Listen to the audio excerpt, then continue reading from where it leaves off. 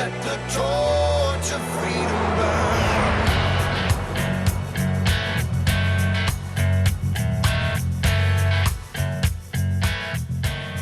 This is the intersection of faith and the culture. It's WallBuilders Live. Thanks so much for joining us today. My name is Rick Greene. I'm a former Texas legislator and America's Constitution coach. Normally here with David Barton, America's premier historian and our founder at WallBuilders, and Tim Barton, national speaker and pastor and president of WallBuilders. But we were together in Georgia doing a barnstorming event, and we want to bring that to you today on WallBuilders Live. We've been trying to sort of mix it up, give you a little bits and pieces of that barnstorming tour, but also give you election updates.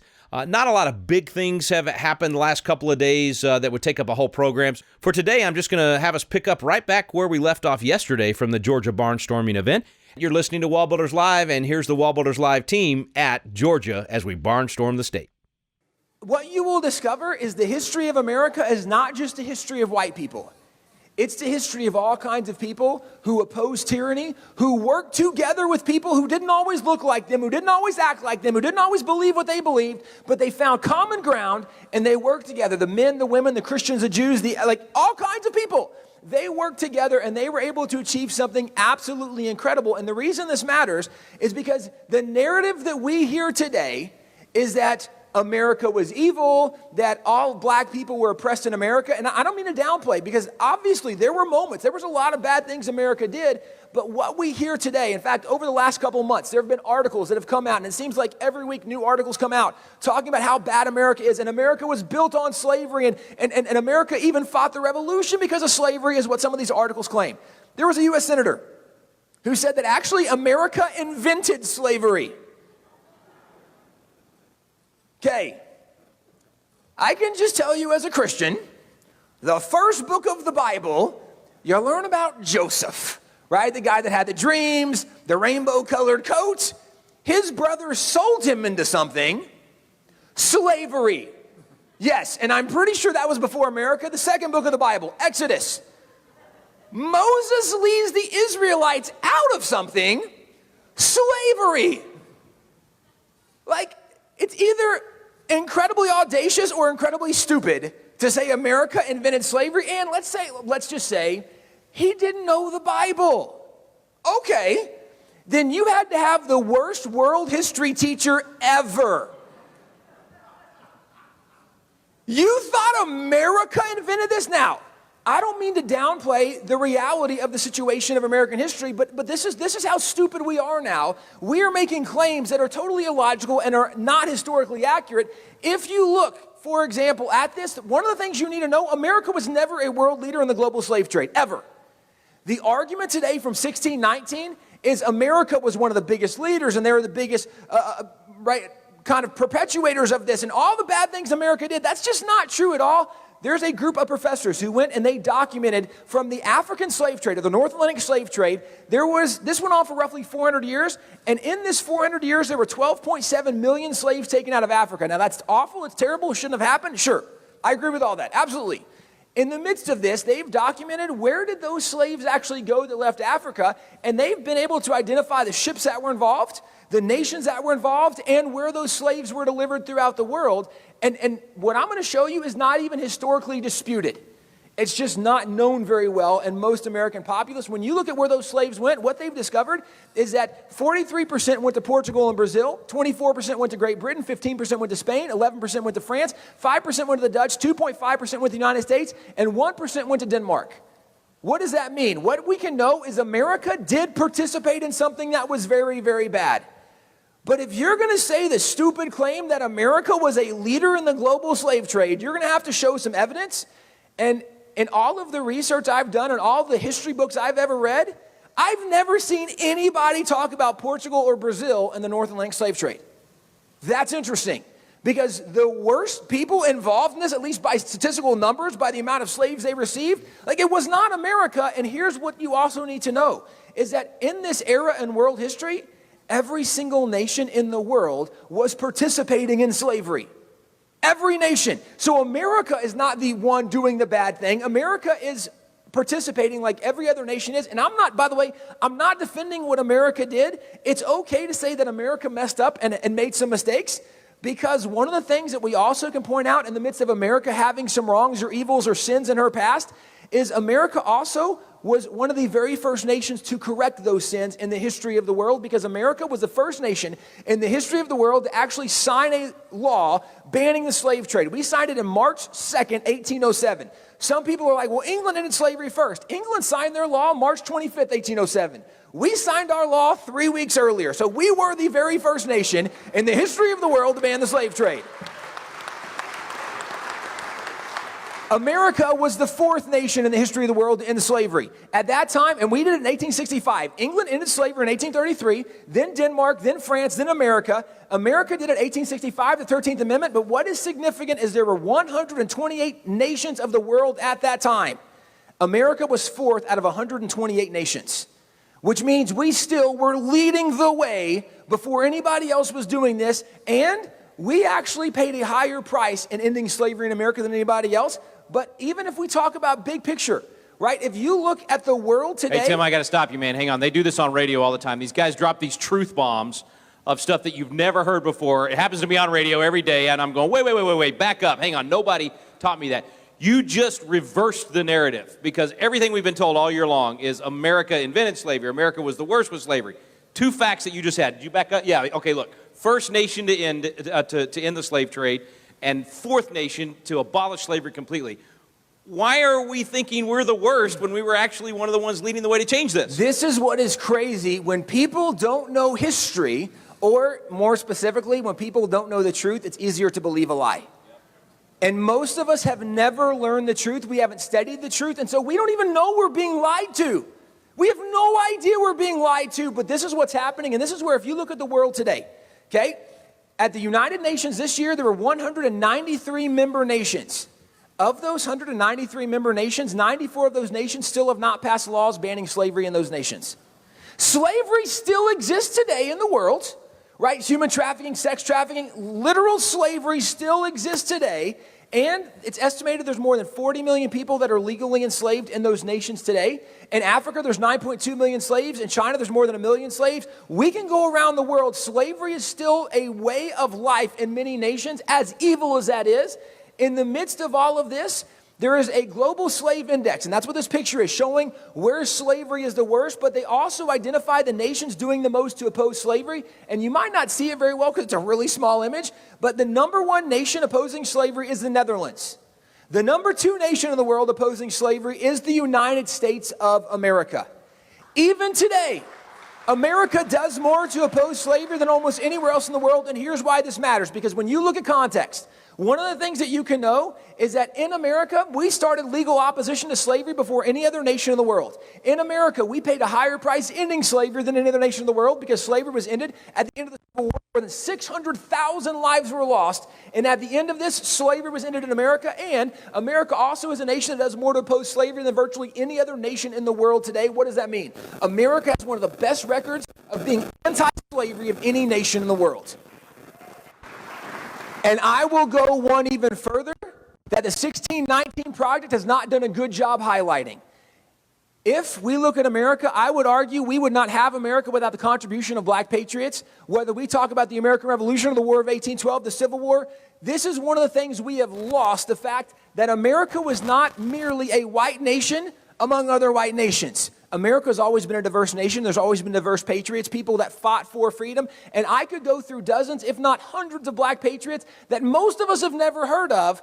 But just because we don't know the truth doesn't mean that the story we are hearing is accurate. We are being lied to, and as Christians, as Americans, as patriots, it's time for us to say, you know what? I'm not sure I'm going to believe all this anymore. I'm going to start doing a little research. Because America, contrary to what people say, now, let me point out, America is not now, nor have we ever been a perfect nation, ever. America's not perfect. America's made mistakes, but one of the great things about America is America has corrected those mistakes faster than almost any other nation anywhere else in the world. And the reason we corrected those mistakes is because there was always the influence of the church, of Christians, of the Bible, where people saw somebody doing something wrong. They said, oh, we shouldn't be doing that anymore. You pick any atrocity you want in American history, any atrocity. You pick the atrocity, and I will ask the question, how did that atrocity end in America? And the answer is always the same. The answer are the Christians who stood up and said it has to stop. America is different, and America is exceptional because of the impact Christians have had on this nation, including, contrary to what the 1619 Project says, America's been one of the best anti-slavery nations in the history of the world. Amen. Now, what you saw there that Tim just presented was a lot of truth, and it's a lot of truth that most of us have not had. And this is where we are today. Truth is under attack in a way that we've not seen in our lifetimes. Literally, I would say truth is on life support, and I don't mean that as political hyperbole. I'm not giving hyperbole. It's on life support because of what we see with polling. If you look at where the nation is right now in polling, we know that polling-wise, 3 out of 5 Americans believe that there is no absolute moral truth. Now, I'll point out to you, no nation can survive if you can't get at least half of the people to agree that certain things are right and wrong. If you can't have half the people agree on what's right and wrong, you will not survive as a nation. We're at the point now where 60% say, well, that's what you think, but here's my opinion. I make my own truth. I make my own standards. I do my own measurement, whatever that is. But in addition to 3 out of 5 Americans, it's interesting that 4 out of 5 millennials, that's the next generation of everything. Your next generation of teachers, your next generation of pastors, of political leaders, of surgeons, of everything, 4 out of 5 think that they can create their own truth, that there is no absolute moral measurement of truth. With Christians, it is 1 out of 2 Christians who believe there's no absolute moral truth. Now, this one just befuddles me.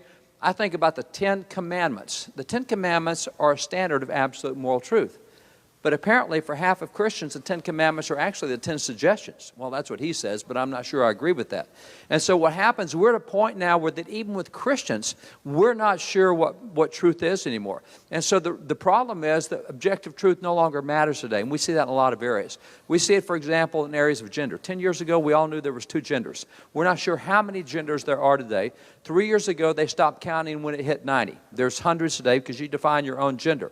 It's interesting, we had the LGBTQ movement. It is now the LGBTQIA plus movement. This year they added 3 new letters. Those 3 new letters cover all the hundreds of genders that are out there that you can define for yourself. So you can self-define your gender. We also have difficulty with religions. All religions are equal. We believe all religions are good and all religions, and Christians believe that as well. It's interesting that right now 80% of Christians believe that religions other than Christianity will get you into heaven.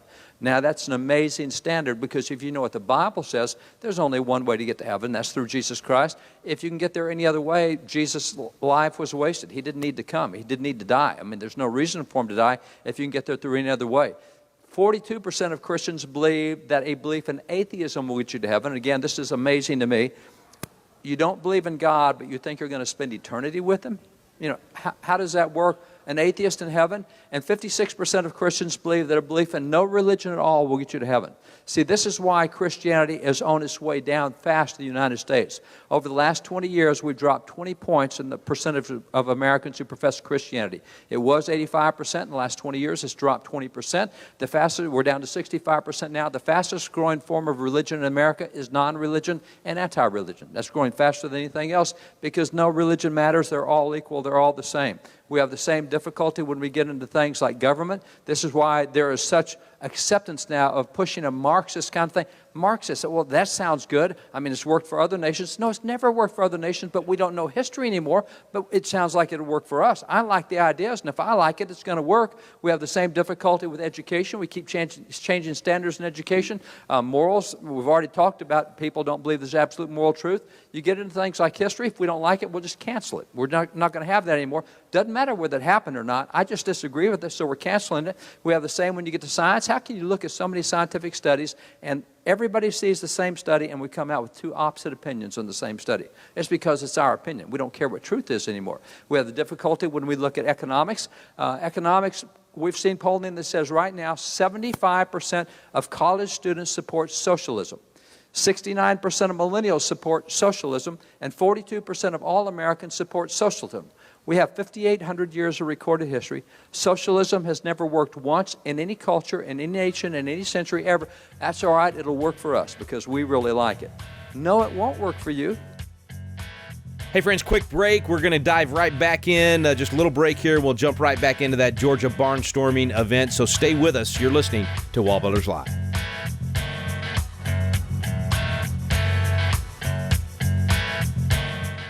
Have you ever wanted to learn more about the United States Constitution, but just felt like, man, the classes are boring, or it's just that old language from 200 years ago, or I don't know where to start? People want to know, but it gets frustrating because you don't know where to look for truth about the Constitution either.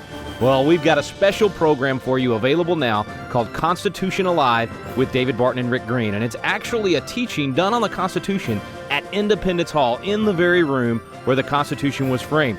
We take you both to Philadelphia, the cradle of liberty in Independence Hall, and to the WallBuilders Library, where David Barton brings the history to life to teach the original intent of our founding fathers. We call it the Quick Start Guide to the Constitution because in just a few hours through these videos, you will learn the Citizen's Guide to America's Constitution. You'll learn what you need to do to help save our constitutional republic. It's fun, it's entertaining, and it's going to inspire you to do your part to preserve freedom for future generations. It's called Constitution Alive with David Barton and Rick Greene. You can find out more information on our website now at wallbuilders.com.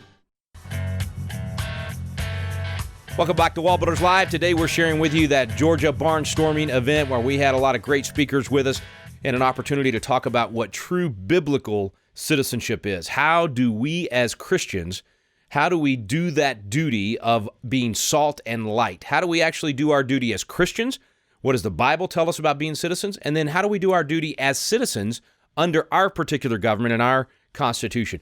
That Georgia barnstorming event was a fantastic time. Let's just jump right back into where we left off before the break. Here we are in Georgia, barnstorming the state for biblical citizenship. What happens is we create our own truth, so we're now pursuing an economic course that will destroy the nation because it's destroyed every nation that's pursued that course. We have the same with ethics. So there's so many areas now. What's happened is truth and fact has given way to personal opinion. Personal opinion now is more important than truth and fact. So what do you do with a case like that? Well, the Bible gives us good guidance. 2 Thessalonians 2, verses 1 through 12, talks about a conflict between truth and lawlessness. And there's a man of truth and a man of lawlessness. And as you go down and read the passage, at the end of the passage, after the man of lawlessness seems to be prevailing, it talks about what happens if you buy into the anti-truth agenda, if you get on the side of lawlessness. It says in verse 10 that they did not receive the love of the truth. I don't accept that. That's your truth. That's not my truth. No, it's absolute truth. It's never worked for any nation. Well, that's your truth. So they did not receive a love of the truth. Verse 11 says, for this reason, God will send them strong delusion. Next part of the verse says that they should believe the lie. And verse 12 says that all might be damned who believe not the truth. Now, damned is the King James word for judged or condemned. But notice the sequence that happens here. If you get to where you don't believe or if you reject the truth, the next sequence is a delusion comes in. You will believe the lie. And once you believe the lie, you will act on the lie. And it will be with high cost and high consequence. Let me give you one example, real easy example. Let's take something out of science. I used to be a math and science teacher. Math and science was my gig. I enjoyed math and science. We have a lot of laws in science. Well, not that many laws. In science, you have laws and axioms and theories and principles, etc. And a law of science is something that never, ever has been violated in the history of the world and never will be violated. If it's ever violated, it will no longer be a law of science. It will be an axiom, a theorem, a principle. Well, Newton's laws of gravity, that is a law. It is not a matter of personal opinion. It is a law. It has never been violated once in the history of the world. If it is ever violated once, it will no longer be the law of gravity. But I also recall that this past summer, President Trump at the Republican convention talked about putting an American on Mars and putting a woman on the moon. And Tim and I just last week were with one of the guys who actually walked on the moon, Charlie Duke, really good friend. He's the 10th moonwalker, the youngest moonwalker. He was talking about the Space Force and all the new stuff that's happening with technology. And man, when I see the technology and what we can do today, I just think gravity doesn't have the same impact that it used to have. I mean, gravity is just not the force that it, and so I reject the idea that gravity limits us in any way, shape, fashion, or form. Okay, let's just cancel it. That's right. Cancel gravity. Cancel gravity. Cancel it. I disagree with gravity, so we're canceling gravity. Here's what happens. Once I reject that truth, then what happens is I'm going to say there's no law of gravity. Now, the next step, remember, is delusion. So if there's no law of gravity, then the law of gravity doesn't affect me. After that, I will believe a lie. And the lie is... David, you skipped a step. There's a step where Facebook bans any post that say there's that's gravity right. Yeah, Facebook doesn't tend to be on the side of truth at all. That's exactly right. So, if the law of gravity, that's good. If the law of gravity doesn't affect me, I can do what I want. And tell you, quite frankly, I've always wanted to be able to jump off a building and soar. And so because of this, I'm going to jump off a building, and I am going to soar all the way to the sidewalk till I splat, at which time I will be dead. So what happens is I'll die as a result, but notice the sequence that happens in thinking here. All right? I reject an absolute truth. Delusion enters. I believe a lie. I act on it, and I'll pay a high cost as a result. Any form of government's good. Any type of morality is fine. All religions are equal. Socialism's a great... It goes through that sequence all the way. There's absolute truth in all these things, and it's proven throughout all history and all cultures, all languages, all times. And it's easy stuff to point to. So it doesn't matter how sincere I am in my beliefs, I will still splat when I hit the sidewalk. It doesn't matter what my personal truth is, it'll still not work when I get there. So all of these things are things that we deal with on a regular basis today, more than we have at any other point in our life. And it doesn't matter the size of the lie. Anytime you believe a lie of any size, it diminishes your life to that degree. If it's a little lie, if it's a big lie, it doesn't matter. Truth is always what you're after. And you have to set your mind, I've never believed that before, but if you can show me that is absolutely true, I'm going to have to change the way I think, the way I believe, change my behavior. You have to love truth more than you love anything else.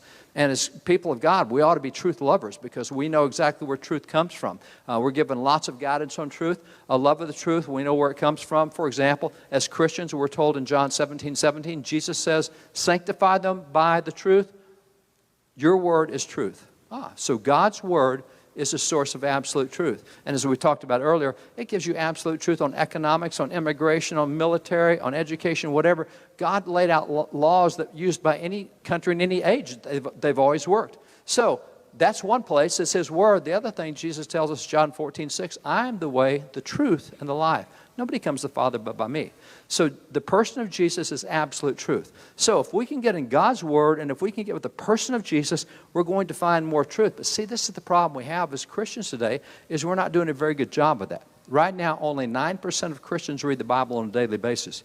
Now, if this is the source of truth, and we're not in it, then we're not going to have the source of truth that we need, which is why right now only 6% of Americans have a biblical worldview.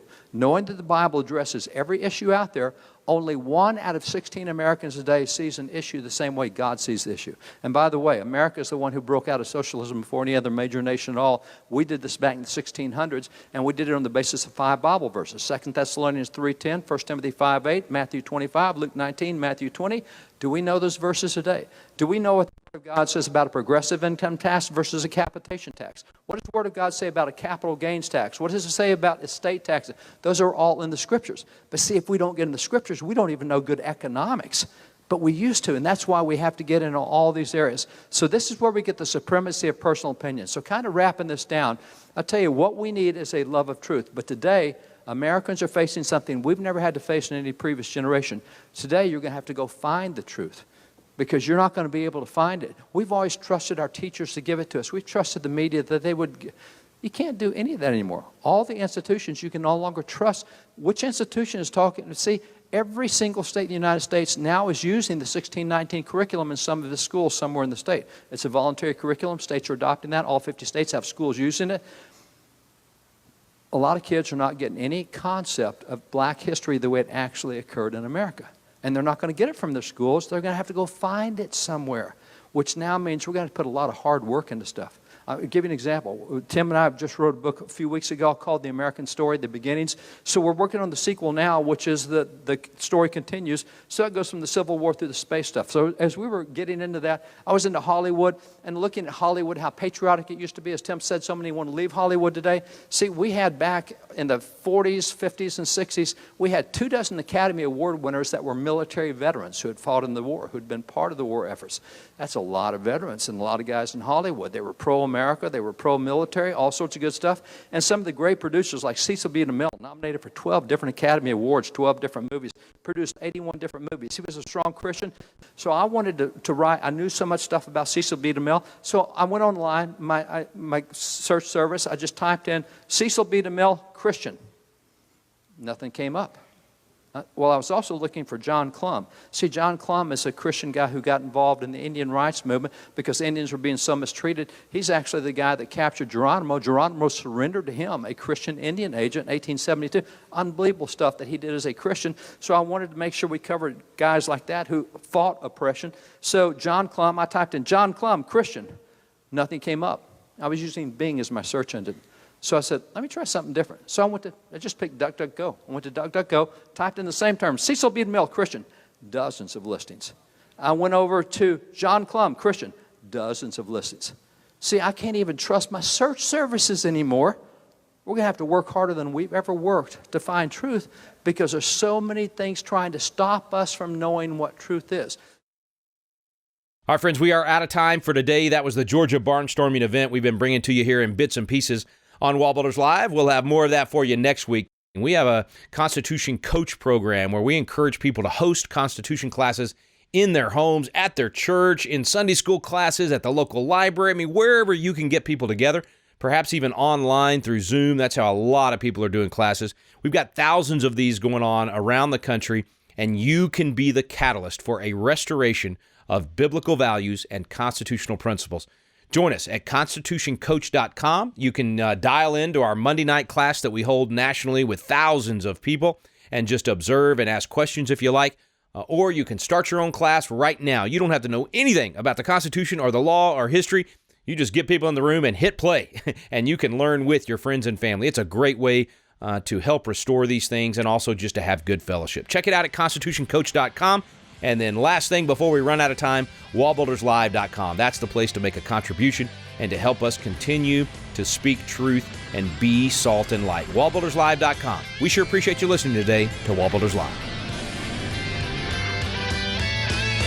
We stand undivided.